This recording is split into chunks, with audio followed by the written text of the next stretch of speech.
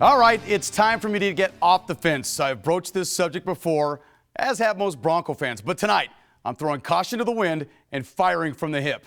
The NFL season will begin shortly, and when it does, Tim Tebow and Kyle Orton will battle for the starting quarterback position.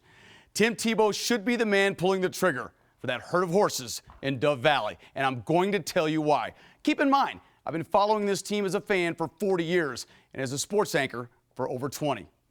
And oh yeah, by the way, I have a Broncos tattoo on my right arm. It's true. I'm proud of it, and yes, that makes me a homer. But I'm good with that.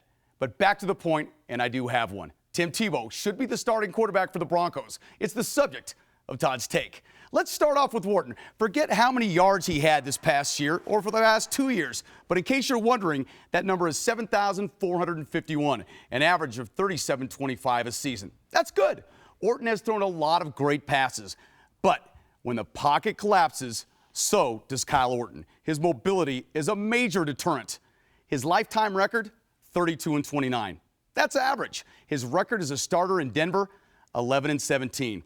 That is not good. Granted, the defense has been pathetic, but as Bill Parcells famously said, you are what your record says you are. And Orton's, at best, been average. Is that what you want in your next quarterback, to be average?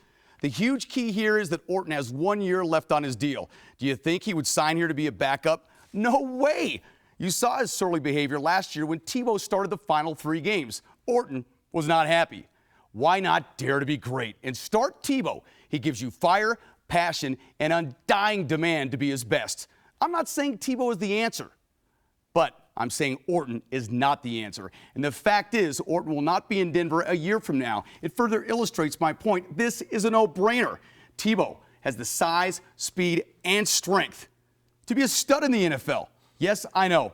His throwing motion needs work. Whatever. I don't care what his throwing motion looks like as long as he delivers the pill on target and gets wins. He has always been a winner. I guarantee you, in the next week, when the NFL deal is done, the #1 topic in this town is who will start at quarterback. Guarantee. Dare to be great, put Tebow behind center, and let it fly. Or be average. I say find out what you have and see if you can be great.